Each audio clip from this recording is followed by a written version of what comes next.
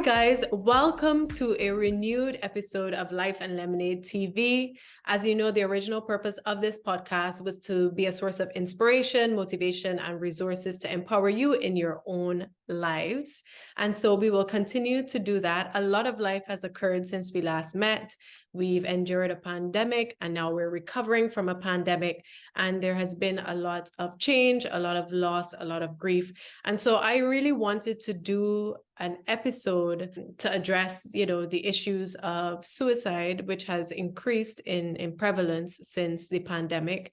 And I thought no better way to do that than to bring my very good friend and my soul sister, Heather Ayers-Clough. Heather is a licensed clinical social worker and has a Pupils Personnel Services credential, which is a credential particularly for California that allows you to do social work within schools.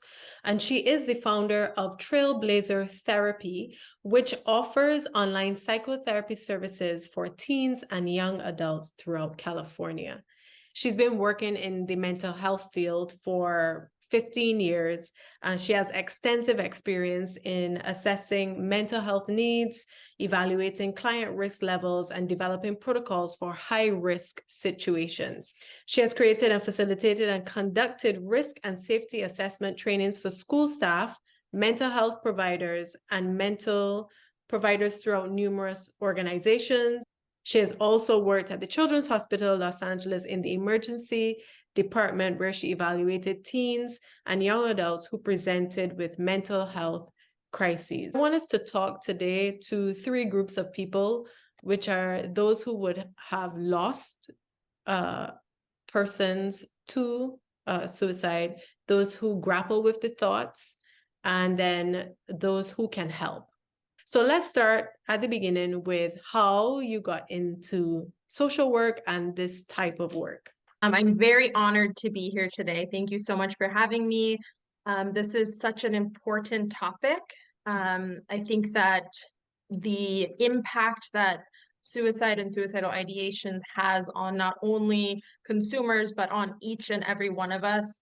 The statistics are very alarming and I think really speak to the fact that, everybody watching this most likely has a direct impact or has been directly impacted by suicide. And so talking about it can help really minimize the stigma around suicide, around suicidal thoughts, around seeking help for suicide. And so just a little bit about me. So I grew up in Southern California with a single mother and my sister. Unfortunately, my mother struggled with alcoholism and has since passed away.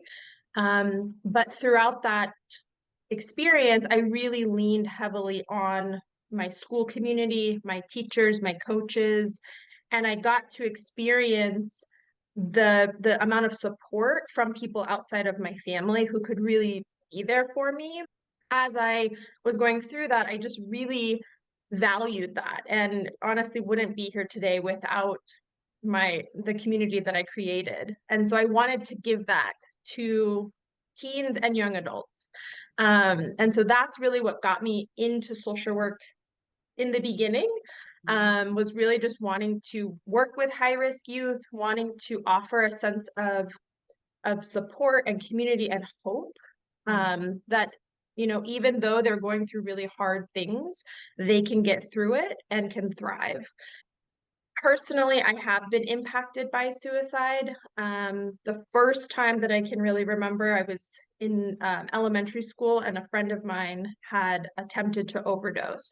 And that was the first time that it even became a thing that happened. Nobody in the community, nobody in my family ever talked about it. And I think that that really speaks to some of the stigma associated with suicidal thoughts and suicidal behaviors. And over the years, in my teens and young adulthood, I definitely experienced and was impacted by suicide.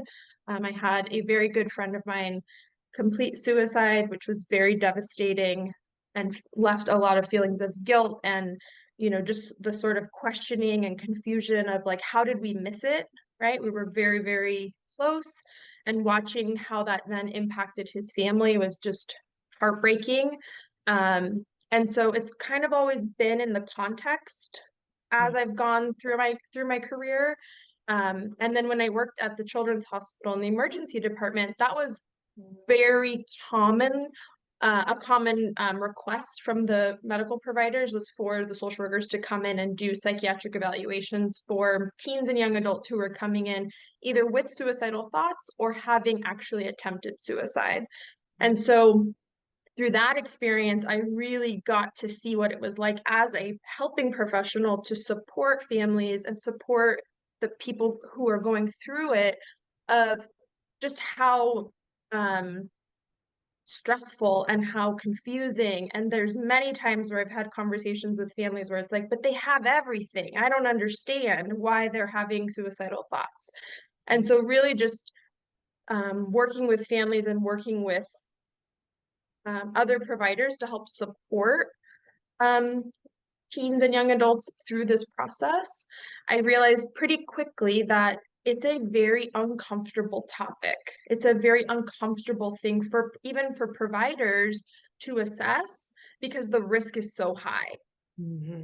And so that's where my passion for training providers and getting the conversation, like continuing the conversation and continuing the training and support for providers really blossomed. No, I love all of what you said, especially the fact that it's such a sensitive topic. And for me, I too was nervous, to have this conversation and to bring it. But I think you, as you mentioned, you have to continue the conversation. Like we have to talk about it. And I think the fact that people don't talk about it is why, it could impact the prevalence of it, or talking about it could prevent, and so this is why we're here. And I'm so grateful for the work that you do, and just dedicating your life to this, because I think a lot of people find themselves in isolation and to their thoughts, and don't have the outreach, and they don't have the resources and things to listen to, or just things to tap into, or people to tap into. I want to start, as we mentioned, with those who are impacted by it, as someone like yourself that has been directly impacted by it, the questions of guilt that come up. Because I think of the people that come here will probably be watching this episode, to speak to their hearts first, because they've already been impacted, what, and, the questions that you ask of, how did I not see it? Or why would they have this? They have everything. Or, can you speak a little bit to them? One important thing to just keep in mind in general as we have this conversation is I want to kind of give everybody who's watching this permission to really take care of yourself throughout this conversation. And if you need to take a break, or you need to press pause and come back and finish watching this later, I highly encourage you to just make sure that you're taking care of yourself throughout this conversation, because it is can be very activating. And when we're really activated, we're not really able to digest it. And so I just wanted to start out with that. I think one important thing about, like, just to really think about when we think about suicide, is it is very complex. There's not one thing that causes people to take their lives. And so I think really understanding that it is really complex. You didn't cause it.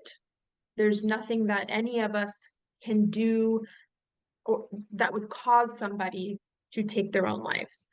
It affects a lot of people. And I think that there's often this sense of impulsivity that kind of takes over, which is what takes people from the thoughts and the plans to the action of actually completing suicide or making a suicide attempt. I think for somebody who's a suicide loss survivor, who's coming through on the other side and trying to make sense of it, I think for a very long time it's not going to make sense. And I think it's okay to have a very wide range of feelings. You might be feeling angry, you might be feeling some guilt, you might be feeling sadness, you might be feeling a whole host of emotions. And I just want to really normalize that the grief process looks very different for everybody. And when somebody dies by suicide, it's that much more complicated because there's so many more questions of why. And there's very rarely answers to those questions. And so it does take time. And so I think throughout the process of trying to grieve, really giving yourself permission to let it look the way it needs to look for you. What you said there that comes out, that jumps out at me is giving yourself permission, not, to lean on people, to grieve fully, give yourself permission to take time. And I think it's important to reinforce that you ought not to try to answer or deal with it yourself. That you really, really should seek out whatever is out there or attainable to you in terms of help and support. There are a lot of resources. There's, community support groups, whether that's through a religious organization, through a mental health organization, within your own family. All of that being said, making sure that you're taking care of your basic needs. Making sure that you're trying to eat, that you're sleeping, that you're getting some exercise, that you're really just nourishing yourself, because right now, as you're grieving, that's the last thing on your mind. As time goes on, people will transition through different stages of grief. And each length of time for each of those stages can look very differently. So just really allowing yourself to go through that process. There are a lot of support groups online, specifically for survivors, suicide loss survivors. Grace is going to be a very critical part of the healing process, understanding that every day is not going to look the same. And it really might be a roller coaster journey towards, healing. One other thing I wanted to mention is that when somebody dies by suicide, it can also be extremely traumatic.